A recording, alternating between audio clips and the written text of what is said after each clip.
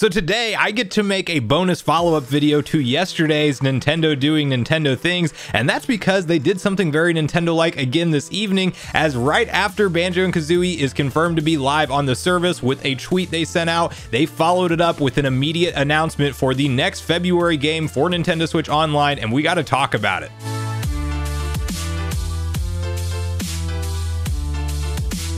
What's up, Nation? If it's your first time on the channel, make sure you join Sunbro Nation by subscribing below, hit the like button on this video if you enjoy it today, and make sure you turn on your bell notification icon so you're kept up to date with all the newest gaming news.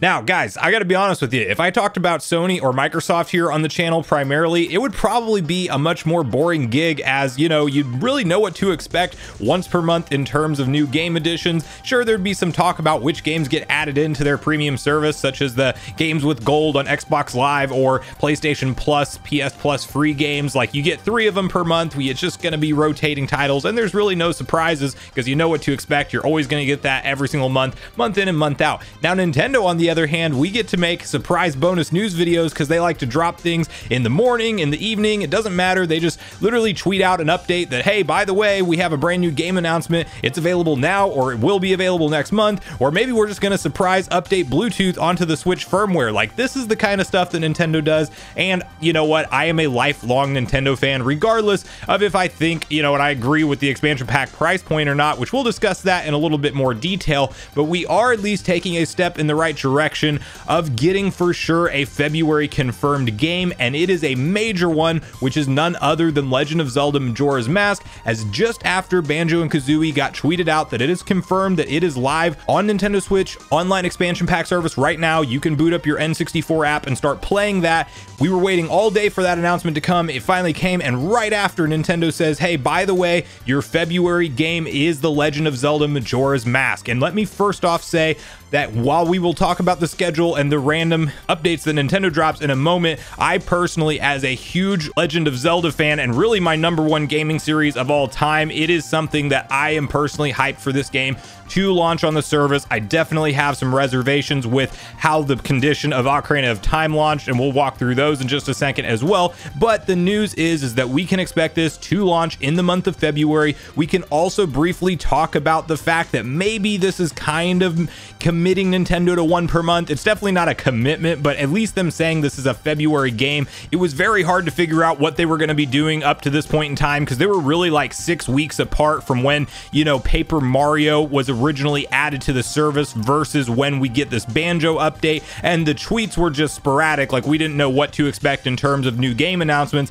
It's very possible that Nintendo's going to drop 1 N64 game per calendar month, meaning like for sure we'll get one in the month of January each year. That happened to be the 20th, which of course is today in Banjo-Kazooie's case, but we do have Paper Mario that was added in on December 10th, so it was kind of an interesting thing. Like, why are they different dates? Why not 1 per month around the same time of the month? Well, now we have a February announcement, and I think it's probably going to be the only game for February. I was cautiously optimistic when Paper Mario was announced so early into the month that maybe we would get like an early January edition of Banjo-Kazooie and then get a late January game, but it looks like they're basically aiming for 1 per calendar month to be added in, at least what we can go off of in this point in time. If Majora's Mask does drop in the very beginning of February, maybe we'll get a follow-up announcement and it's like 2 games added in on certain months, but my expectation at this point in time is 1 game per calendar month, just meaning that we might even be at the tail end of March and they throw that March game out there,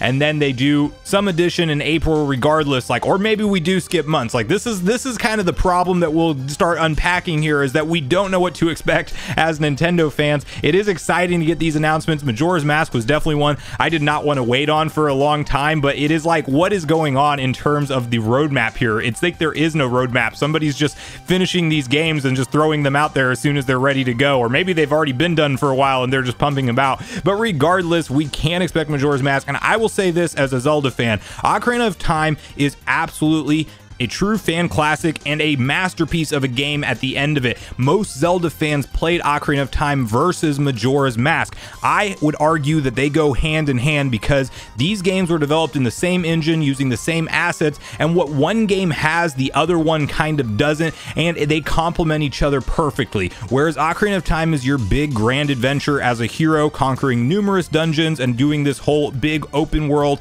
at that time, exploration. Majora's Mask slows down, takes a look at the NPCs and the characters in the world of Termina, and makes you really go on a lot of side quests or smaller missions to collect these masks. It is less about the big grand dungeons, as there's 4 as opposed to like 9 total if you count like the young Link and adult Link ones in Ocarina of Time, so it's definitely shorter on that front. I guess you could say the moon is kind of a 5th dungeon in its own way, but regardless, I know that a lot of fans didn't pick up Majora's Mask, whereas they did maybe play through Ocarina of Time, because the sales numbers show us that Ocarina of Time had 7.6 million copies sold in the lifetime of the game, whereas Majora's Mask only had 3.36 million, so it's about less than half. So I'm very excited as a Zelda fan, especially after the success of Breath of the Wild and all of the new fans that have been created from that series, as that's boasting over 20+ million sales. I think it's like 25 and above now, if I'm not mistaken. You know, that's something that brought in obviously a whole new generation of fans to the series, and you have to go back and play both of these incredible games.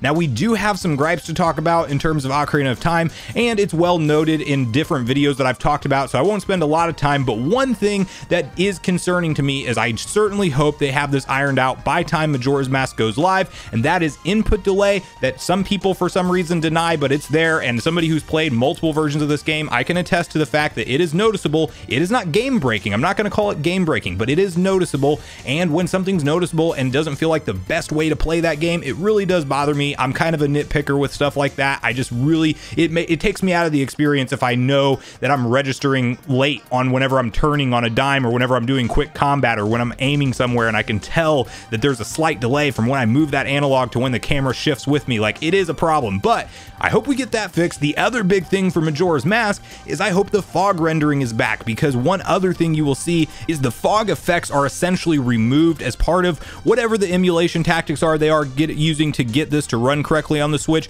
It's removing the fog and it's not rendering it in correctly. MVG did a fantastic video breaking down what's kind of done there to essentially save on processing power or what have you, but basically it's kind of a broken way to emulate these games in terms of, if you look at a side-by-side comparison to the originals versus the new ones, like, they definitely look crisper and cleaner because they are running at a better resolution and things, but you can tell the things of missing fog and different textures, even reflections being removed from places like the water temple. Like, all of this stuff is real, and it is in Ocarina of Time, and I just hope that when we get this Majora's Mask release that they have that stuff worked out, because more so than Ocarina of Time, I think the fog effects for the atmosphere in what Majora's Mask tries to go for is super important. And it's just a really dark story in its core, and I think it's a beautiful story at that, but you have to have some of those environmental effects to really help immerse you in that experience. So at the end of the day, I'm very happy that we're getting Majora's Mask next. I'm still hopeful that like F-Zero is maybe the next one after that, because it's been so long since I played F-Zero X, and I really want to get back into the F-Zero series as a whole. It's just going to be a lot of fun,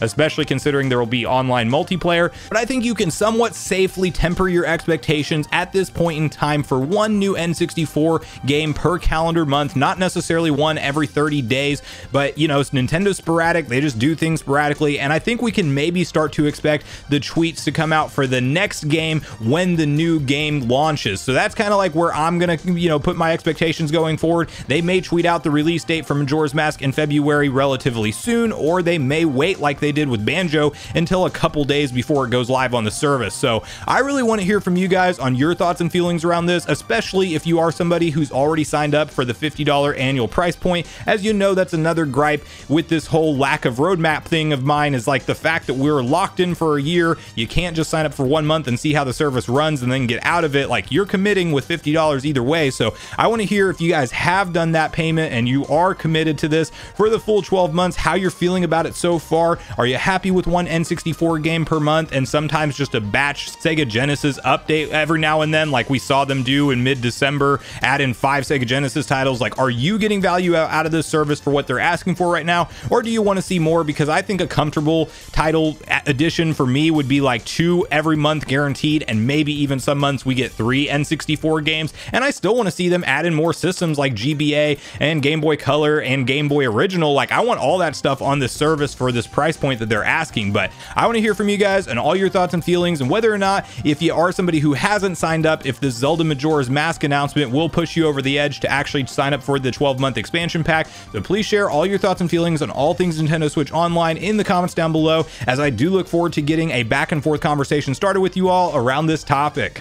Thanks so much for watching the video today, everyone. I do truly appreciate you all sticking around until the end. I do at this point in the video want to invite you all one more time to join Sunbro Nation if you haven't done so already. Do so by subscribing below, hit the like button on your way out if you enjoyed it today, and make sure you turn on your bell notification icon so you're kept up to date with all the newest gaming news. That's going to do it for me, guys. I hope you all have a great day. Sunbro Nation, out.